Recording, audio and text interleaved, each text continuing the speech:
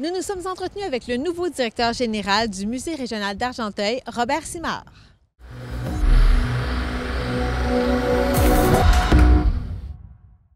Une des grandes forces de la collection du musée, ce sont les costumes. En fait. Robert Simard, nouveau directeur général du Musée régional d'Argenteuil. Depuis quand exactement?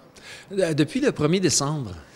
Oui, mon collègue Jean-Christophe Saint-James, mon collègue, je l'appelle mon collègue, mais c'était mon directeur parce que je continue à travailler en collaboration avec lui là, dans des recherches et tout ça.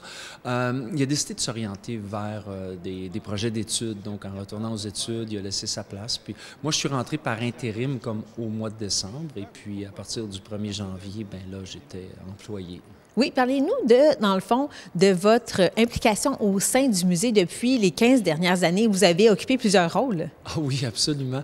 Écoute, je me rappelle, c'était en 2009 ou 2000. Ouais, fin 2009, début 2010, je m'en allais au musée à Carillon, puis j'ai cogné à la porte, et puis Céline Saint-Jacques qui m'a accueilli, et je lui ai dit, je m'en viens chercher dans vos archives.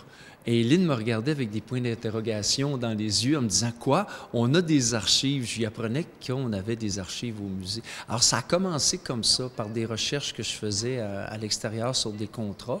Et de fil en aiguille, en jasant avec la directrice de l'époque, Lynn Saint-Jacques, j'ai embarqué dans des projets de recherche, des projets d'exposition pour le musée. J'ai été un peu le maître à penser là, de l'exposition Argenteuil, ma vie comme rivière, Ayers et la ville de la Chute. Et ensuite de ça, on a fait la dernière exposition sur Orica et toute l'histoire de la CIL à Brownsburg. Là.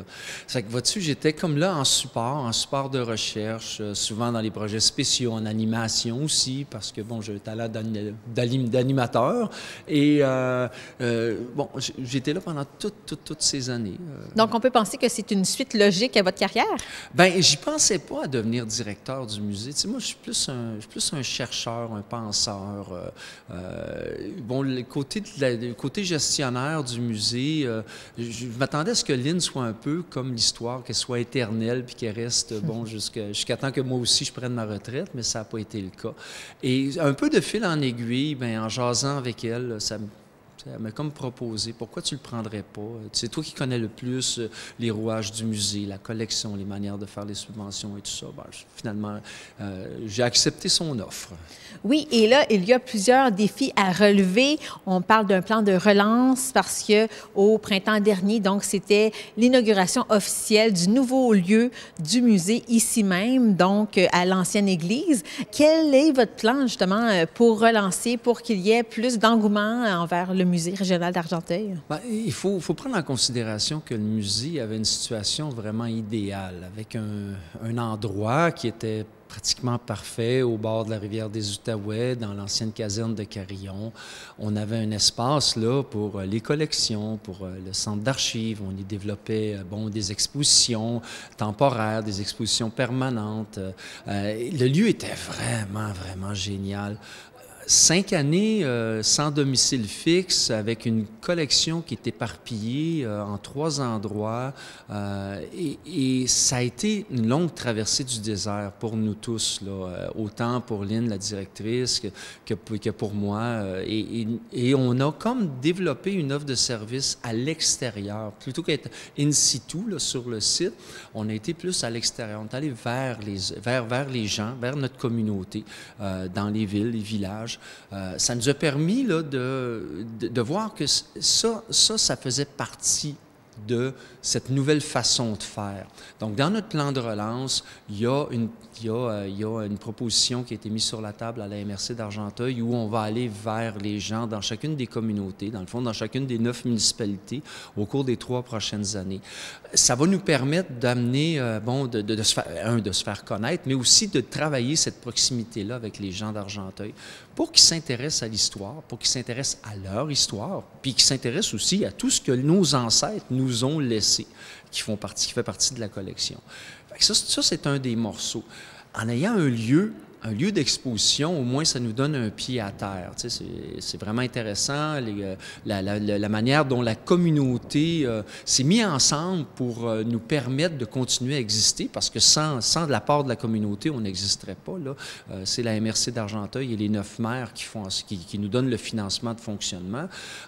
Et le village de Saint-André, ou la municipalité de Saint-André d'Argenteuil a été très proactive dans l'achat de l'église Christchurch pour favoriser la mise en place et nous aider à installer cette exposition-là, Argenteuil, ma vie comme rivière, à l'intérieur de l'église. Une chance qu'on a eu ça. Tu sais, ça a été vraiment génial.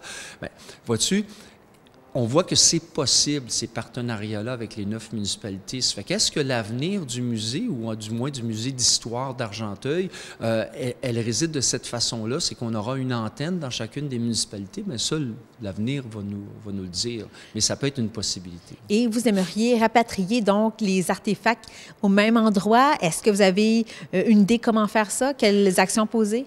Pour l'instant, on est un peu...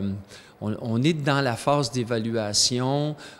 C'est sûr que ça nous prendrait un bâtiment pour accueillir les...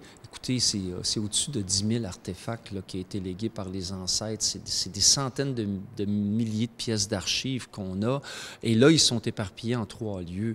Alors, il faut en prendre soin, hein, parce qu'on est responsable de cette collection-là. En créant le musée régional d'Argenteuil, et le musée a comme amalgamé la société historique du comté d'Argenteuil. Donc, on devient propriétaire et responsable de cette collection-là. Fait qu'un des plans qu'on met en avant dans notre plan d'action, c'est celui d'aller chercher un agrément auprès du ministère de la Culture et des Communications du Québec. Maintenant, on est un peu à la merci de l'ouverture des agréments. Mais les agréments ne garantissent pas nécessairement un budget de fonctionnement. Ça va nous donner une reconnaissance officielle. Du moins, on l'a dans la communauté, on l'a dans le monde des musées, mais en l'ayant de cette façon-là auprès du ministère de la Culture et des Communications, on aurait une manière d'aller chercher des subventions qui nous permettraient probablement de prendre mieux soin de la collection. Mais c'est sûr que, tu sais, dans notre plan d'action, on va aller vers la communauté, parce que cette collection-là, elle appartient au musée, mais le musée appartient à la communauté. C'est un peu comme ça, hein? Fait qu'on va solliciter la communauté, c'est certain. Oui, parce qu'on parle déjà d'une activité de financement qui est en préparation? Oui, qui est en préparation. On a déjà arrêté une date, le 8 novembre de l'année 2025. On va faire une espèce de casino des années folles. Maintenant, on est en train de gérer comment on va le faire, à quel endroit on va le faire. Ce casino-là, bien évidemment, on appelle la population à venir participer. C'est un casino avec de la monnaie pas virtuelle, mais de la monnaie, de la fausse monnaie, mais où là, on va demander la contribution des gens et on espère ramasser un montant assez substantiel qui va nous donner un élan? Un élan, c'est ça. Pour, combien environ? On espérait aller chercher un 10 000 avec cette campagne de financement-là. D'accord. Parce que, rappelez-nous donc, quelles sont vos sources de financement actuellement? Bien, actuellement, les sources de financement, c'est la MRC d'Argenteuil qui nous offre un budget de fonctionnement de l'ordre de 45 000 $.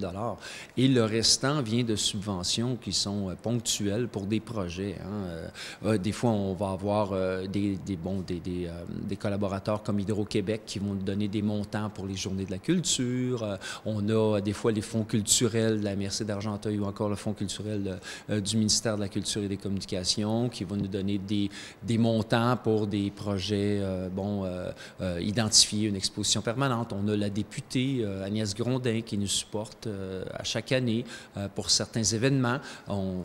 Cette année, on veut revenir avec la fête champêtre, hein. C'était quelque chose de vraiment rassembleur qu'on faisait. Et là, on veut le faire au monolithe de Carillon cette année pour travailler avec la mise en valeur aussi de nos lieux historiques et aussi de ces lieux-là qui sont très, très, très particuliers et uniques, hein, dans le paysage de la commémoration au Québec. Les monolithes, c'est quelque chose de vraiment unique, là. Alors, on veut travailler à la mise en valeur de ça. Et il y aura également une nouvelle exposition? Oui, bien, dans l'espace à l'église Christchurch, on a un endroit où on célèbre les anciens métiers et les anciennes façons de faire.